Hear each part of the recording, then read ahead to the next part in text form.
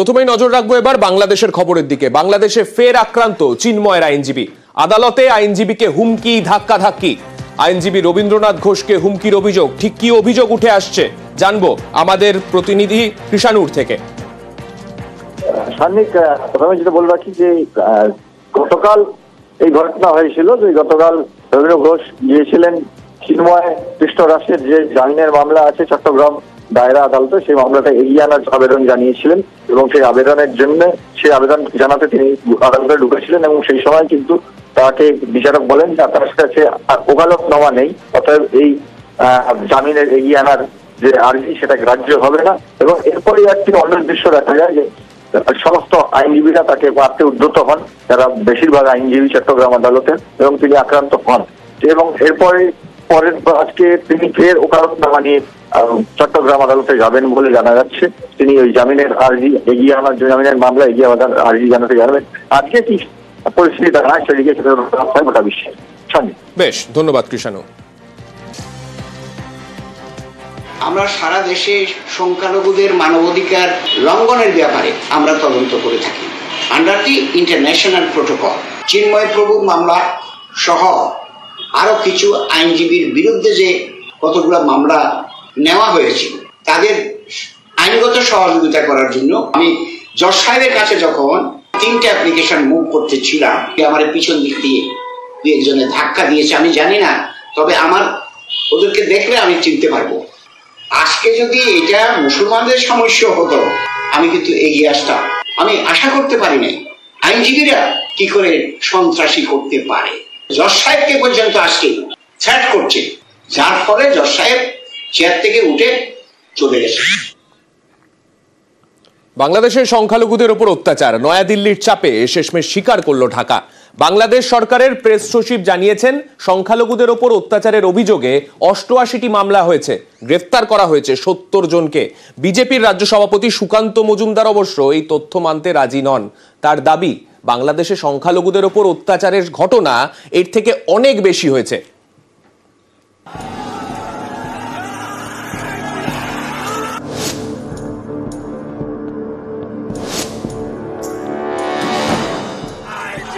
ইসকনের সন্ন্যাসী চিন্ময় কৃষ্ণ দাস গত মাসের শেষের দিকে তাকে গ্রেফতার করা হয়। এরপর থেকেই অশান্ত বাংলাদেশ। পদ্মাপাড়ে আক্রান্ত হয়েছে সংখ্যালঘুরা। ভারতের চাপের মুখে শেষমেশ একথা স্বীকার করল বাংলাদেশ। ভায়োলেন্স হয়েছে মাইনরিটিকে টার্গেট করে। 70 জন সোফার অ্যারেস্টেড হয়েছেন এই কয়েকটা ঘটনায়। 88টা কেস হয়েছে। ধর্মীয় পূজা মণ্ডপ, উপাসনালয় কেন্দ্রিক সহিংসতায় আরো মামলা হয়েছে 26টা। যারা যারা বাংলাদেশে এই ধরনের ন্যাক্কারজনক কাজে, যারা এই ভায়োলেন্সে যারা জড়িত, আমরা সবাইকে অ্যারেস্ট করব। বিজেপির রাজ্য সভাপতি সুকান্ত মজুমদারের দাবি, এই তথ্য ঠিক নয়। বাংলাদেশে সংখ্যালঘুদের উপর অত্যাচারের ঘটনা অনেক বেশি ঘটেছে। এতদিন পর্যন্ত বলা ভালো যে বাংলাদেশ এটা অ্যাকসেপ্টই করছিল না যে সে দেশে সংখ্যালঘুদের উপর অত্যাচার হয়েছে।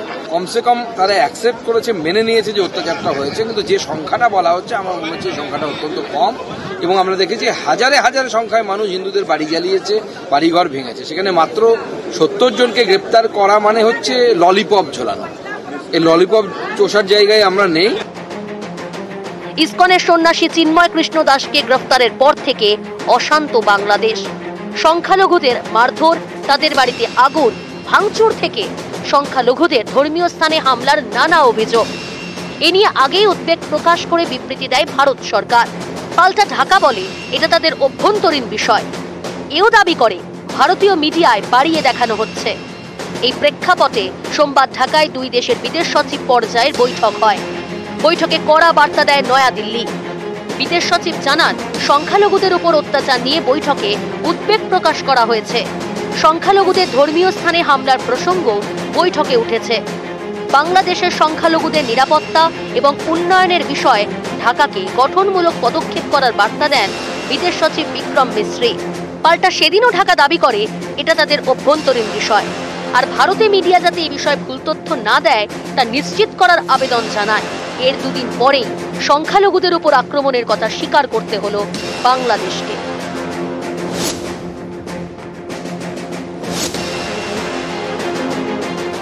ভায়োলেন্স হয়েছে মাইনরিটিকে টার্গেট করে, 70 জন সোফার অ্যারেস্টেড হয়েছেন এই কয়েকটা ঘটনায়। 88টা কেস হয়েছে। ধর্মীয় পূজা মণ্ডপ, উপাসনালয় কেন্দ্রিক সহিংসতায় আরো মামলা হয়েছে 26টা। যারা যারা বাংলাদেশে এই ধরনের ন্যাক্কারজনক কাজে, যারা এই ভায়োলেন্সে যারা জড়িত, আমরা সবাইকে অ্যারেস্ট করব।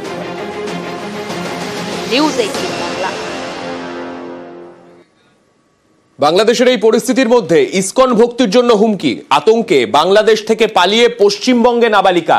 উত্তর দিনাজপুরের চোপড়ায় বিএসএফ এর হাতে আটক। প্রাণে বাঁচতে ওপার থেকে বাংলায় পালিয়ে এপারে আরো এক যুবক। তিনি ধরা পড়েছেন জলপাইগুড়ির রাজগঞ্জে।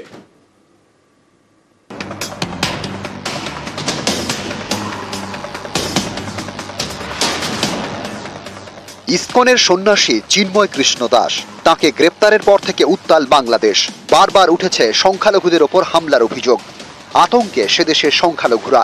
প্রাণে বাঁচতে দেশও ছাড়তে হচ্ছে সীমান্ত পেরিয়ে এপার বাংলায়।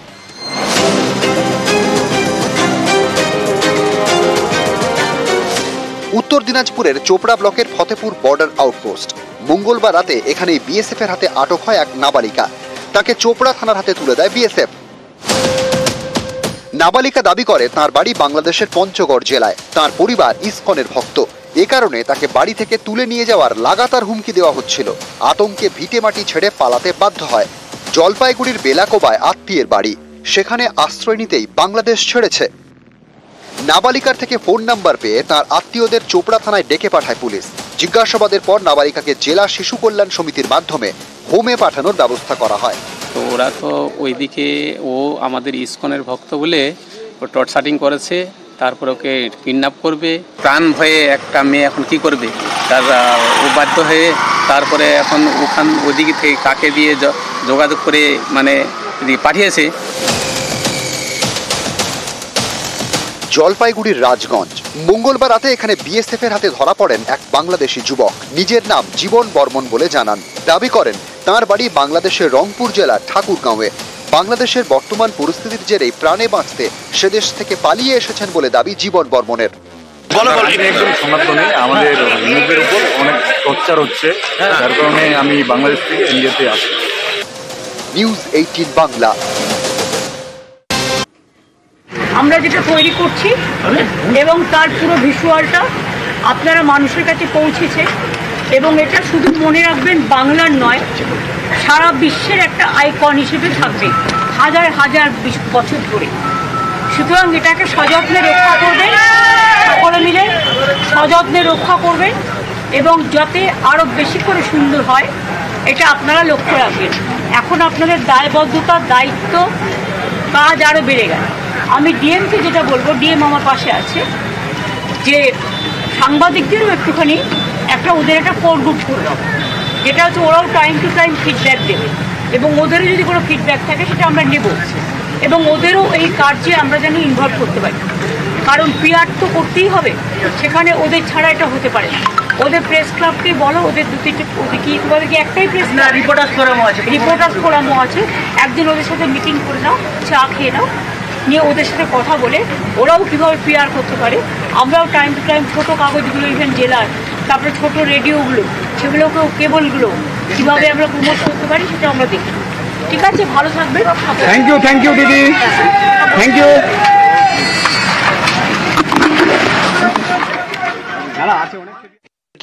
ভাঙড়ের খবর এবার একটু নজর রাখি। ভাঙড়ের রাস্তায় আরাবুল ইসলাম বসেছেন, একেবারে রাস্তায় চেয়ার টেবিল নিয়ে বসেছেন। পঞ্চায়েত সমিতির যে অফিস, সেই অফিস এবার একেবারে রাস্তার ওপর। আরাবুল ইসলামের যে ঘর ছিল পঞ্চায়েত সমিতির, সেই ঘরে তালা, ঘর তালাবন্ধ থাকায় রাস্তায় অফিস দিলেন আরাবুল ইসলাম। টেবিল চেয়ার নিয়ে রাস্তায় অফিস। ভাঙড় 2 নম্বর পঞ্চায়েত সমিতির সভাপতি আরাবুল। আমাদের সঙ্গে রয়েছেন আমাদের প্রতিনিধি কল্যাণের থেকে আরো বিস্তারিত আপডেট নেব এই বিষয়ে। কল্যাণ।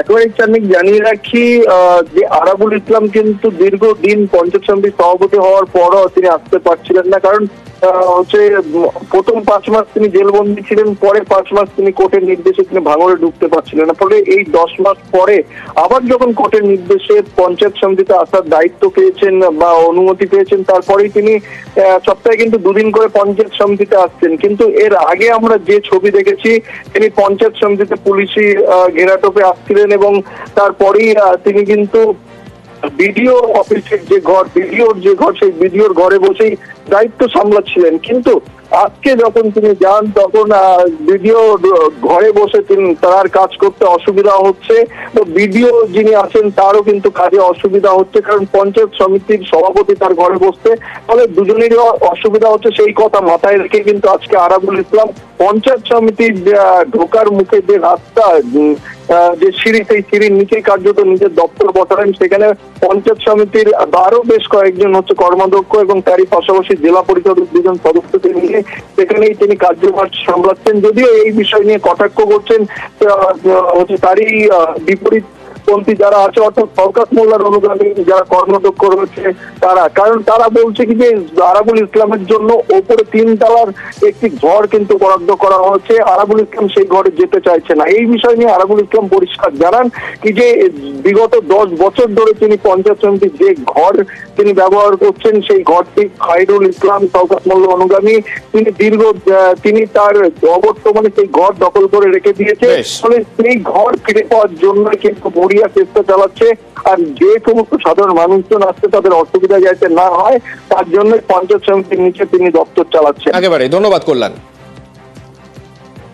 এক হারমাতের জন্য ভাঙড়ের মানুষ পরিষেবা পাচ্ছে না। আমি বিডিও সাহেবের ঘরেই বসতাম, সেখানে বিডিও সাহেবের কাজ করতে গেলে অসুবিধা হয়। মানুষ যারা আমার সাথে দেখা করতে আসে তারা দেখা করতে পারছে না, পরিষেবা পাচ্ছে না। আমার ঘর একজন অযোগ্য অপদার্থ একজন কর্মদক্ষ আমার ঘরে বসে আছে, যার কোনো পার্স নেই, যে জমি কেলেঙ্কারিতে একাধিক কেলেঙ্কারি আছে তার নামে, যে হারমাত ক্যানিংতে সেখানে লুটে খাবার চেষ্টা করছে, যে হারমাত আজকে দলের নাম করে দলকে হেয় করার চেষ্টা করছে।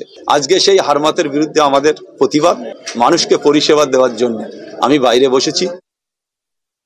প্রথমে ওনার জানা দরকার এটা কারোর পৈতৃক সম্পত্তি নয়, এটা পঞ্চায়েত সমিতির ঘর। পঞ্চায়েত সমিতি বসে সিদ্ধান্ত করে কোন দপ্তর কোন ঘরে বসবে সেটা ডিসাইড করা হয়, কোনো হুনো এসে ডিসাইড করে দিতে পারে না। উনি খুনি, তোলাবাজ আমরা জানতাম, কিন্তু আজকে দেখছি ওনার মতো নাটকবাজ পাঁচচকিত পৃথিবীতে আর দেখা নেই। যাই হোক, এরকম নাটক এরকম পাবলিকের সামনে না করে ফিল্ম জগতে নেমে যেতে পারে। উনি তো আগে তো পঞ্চায়েত সমিতির সহসভাপতি ছিলেন, এখন মানুষকে পরিষেবা দেননি। এখন উনি নাটক করছেন, নাটক মঞ্চ তৈরি করেছে। যাই হোক, এই নাটক করে বেশি লাভ হবে না। সোদপুরের ঘোলায় দুষ্কৃতী দৌরাত্ম, ঘোলার মুড়াগাছা এলাকা, সেখানে একটা দোকানে দুষ্কৃতীরা গিয়ে আগুন ধরিয়ে দিচ্ছে।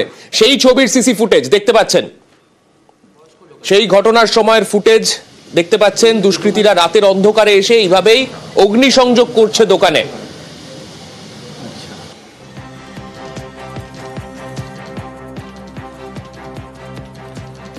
আমাদের সঙ্গে আমাদের প্রতিনিধি সুবীর রয়েছে, সুবীরের কাছে যাব। সুবীর, এই যে দোকান, যে দোকানে আগুন লাগানো হচ্ছে, সেই দোকানের মালিকের কি মনে হচ্ছে, কারা তার দোকানে এইভাবে অগ্নিসংযোগ করছে?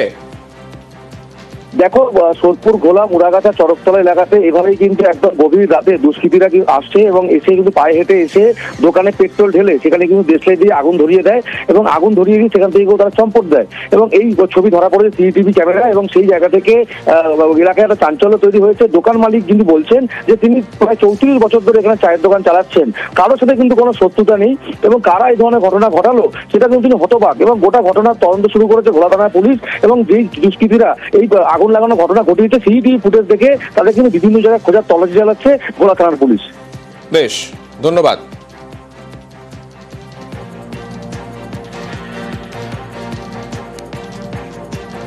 পুড়ে গেছে, এখন কি হচ্ছে আমি তা কি করে বলবো, আমি তো কাউকে দেখিনি। কখন আগুন লাগানো হয়েছে মনে করছেন? 12:24 বেলা। হ্যাঁ। আচ্ছা, এমনি আপনার সাথে কারো সূত্র ছিল? না। কিসের দোকান এটা? চায়ের দোকান। আচ্ছা, এসে কি দেখতে পেলেন সকালে? এসে দেখি সব ছড়িয়ে আছে, জল পড়ে রয়েছে চারিদিকে। তারপর ওই বাড়ির লোক ছুটে এলো, ও বালতি করে জল মেরেছে। এর আগে কখনো হয়েছিল এরকম ঘটনা? না না, এই 34 বছর আমার দোকান এখানে, তখন কিচ্ছু ছিল না এগুলো ঘর বাড়ি। কারোর সঙ্গে আজ পর্যন্ত আমার কথা কাটাকাটি নেই। কেউ যদি ছোট বড় কথা বলে যায় আমি চুপ করি। অঙ্গনওয়াড়ি কেন্দ্রগুলোতে রাজ্যে যে মিড ডে মিল দেয়া হয় তাতে উদ্দেশ্য থাকে যে শিশুরা সেখানে খাওয়া দাওয়া করবে, তারা যেন সেখান থেকে পুষ্টি পায়। একটা ছবি দেখাবো, নদিয়ার তেহট্টে এইটা হচ্ছে মিড ডে মিলের ছবি। মিড ডে মিলে দেয়া হচ্ছে এই রকম পান্তা ভাত। ঠিক আছে, ব্যাস হয়ে দেখাও, কাগজ দেখাও, কাগজ দেখাও। তোমাকে চাল ডাল দেয়, চাল ডাল দেয়, তোমাকে চাল ডাল দেয়, চাল ডাল দেয়। সরকার সবজি দেয়, সবজি দেয়, সবজি দেয় কি দেয় না? সবজি দেয়, হ্যাঁ কি না? হ্যাঁ কি না? আমি শুনতে চাইনি কোন ভাষা, হ্যাঁ কি না তাই বলেন। 23 পয়সা 11 পয়সা সবজি দেয়, শিশুদের 11 পয়সা আর মায়েদের পিছনে 23 পয়সা সবজি। হ্যাঁ, আমি চারটা দেখেন না, কাগজটা দেখি। আজকে অ্যাটেন্ডেন্সের খাতা দেখবো, কতগুলো বাচ্চা এসছে, কতগুলো বাচ্চাকে দেওয়া হয়। আমাদের প্রতিনিধি সমীর রয়েছেন আমাদের সঙ্গে, সমীরের কাছে যাব। সমীর, এই অঙ্গনওয়াড়ি কেন্দ্রের বিরুদ্ধে যে অভিযোগ উঠছে তার ছবি আমরা দেখতে পাচ্ছি, সেই পান্তা ভাতের ছবি আমরা দেখতে পাচ্ছি, আবার তারা অস্বীকারও করছেন যে এটা তারা দিয়েছেন। মূলত কি দাবি তাদের এই মুহূর্তে? দেখো সামনে তেহট্টে দক্ষিণপুর পঞ্চায়েতের হাবড়িপাড়ার অঙ্গনওয়াড়ি কেন্দ্র এবং এটা 69 নম্বর অঙ্গনওয়াড়ি কেন্দ্র। এই কেন্দ্রের যারা অভিভাবক তাদের অভিযোগ যে দীর্ঘদিন ধরে এই অঙ্গনওয়াড়ি কেন্দ্র থেকে নিম্নমানের খাবার দেওয়া হয়, যে পুষ্টিকর খাবার দেওয়ার কথা তা দেওয়া হয় না, ডিম দেওয়া হয় না। এবং আজকে তারা যখন খাবার আনতে যান তখন দেখা যায় খিচুড়ির বদলে দেওয়া হচ্ছে পান্তা ভাত। এবং এইটা দেখার পরে তারা কিন্তু ক্ষুব্ধ হয়ে ওঠেন এবং অঙ্গনওয়াড়ি কেন্দ্রের যে কর্মী বা দিদিমণি তাকে ঘিরে বিক্ষোভ দেখাতে থাকেন এবং তাদের দাবি যতক্ষণ পর্যন্ত ঊর্ধ্বতন কর্তৃপক্ষ না আসবেন এবং এই বিষয়ে তারা কোনো ব্যবস্থা গ্রহণ না করেন ততক্ষণ পর্যন্ত এই বিক্ষোভ বা অবরোধ চলবে। কিন্তু এর পাশাপাশি দিদিমণি যেটা জানাচ্ছেন যে পান্তা ভাত দেওয়া হয়নি, সাদা ভাত দেওয়া হয়েছে, কিন্তু খিচুড়ি দেওয়ার কথা থাকলেও কেন সাদা ভাত দেওয়ার কথা হলো? তাদের অভিযোগ তিনি জানাচ্ছেন যে হলুদ বা ডাল ছিল না এবং কোনো সবজি ছিল না, এবং যেহেতু খুব মূল্য বৃদ্ধি হয়েছে এবং সেই অনুযায়ী বরাদ্দ নেই, সেই কারণে তিনি সাদা ভাত দিতে বাধ্য হয়েছেন এবং এর পাশাপাশি সপ্তাহে 3 দিন সাদা ভাত দেওয়া হয়, সেটাও কিন্তু তিনি জানিয়েছেন। তবে এর কিন্তু উপযুক্ত ব্যবস্থা গ্রহণের রাজ্য জানিয়েছেন স্থানীয় বাসিন্দা বা অভিভাবকরা। সামনে বেশ একদম জলে ভাত যেটা বলা যায়, পান্তা ভাত যাই বলা যায়, সেই ধরনের একটা জিনিস। খিচুড়িতে না নুন হলুদ তেল কিছু তো নেই, আর এটা কন্টিনিউয়াসলি হয়। এর আগেও আমরা অনেক কবার জানিয়েছি, কিন্তু উনি ওনার ভুলটা বলে যে ভুল হয়ে গেছে, পরের বার ঠিক করে নেবো, কিন্তু এটা কন্টিনিউ হয়। আমরা চাই প্রশাসন লেভেলে বিডিও হোক বা এসডিও এই বিষয়টা নিয়ে হস্তক্ষেপ করুক। সেন্টারে খিচুড়ি নিতে এসে সবাই দেখলাম যে এখানে পান্তা ভাত রান্না হয়েছে, এতে তেল তোমার লবণ ডাল এগুলো কিছুই নেই, সবজি তো নেই। প্রশাসন আসুক, এসে এর একটা ব্যবস্থা করুক। ঠিক মতো হয় না, আমি সপ্তাহে 6 দিনই খিচুড়ি করে দিই। কালকে আমার ডালটা নিয়ে আসা হয়নি, সেই জন্য আমি আজকে খিচুড়ি করতে পারি। আমি পাবলিককে বলেছি যে আজকে আমি সাদা ভাত করে দিয়েছি, আমি কালকে থেকে আপনাদের ঠিক করে দেবো। সাদা ভাত কি দেওয়া চলে? বাচ্চাদের নিয়ম হচ্ছে 3 দিন সাদা ভাত 3 দিন খিচুড়ি, কিন্তু বাচ্চারা সাদা ভাত খেতে চায় না বেশিরভাগ জনই, সেই জন্য আমি 6 দিনই 3 দিনকার ডাল দিয়ে 6 দিনই খিচুড়ি রান্না করে দিই।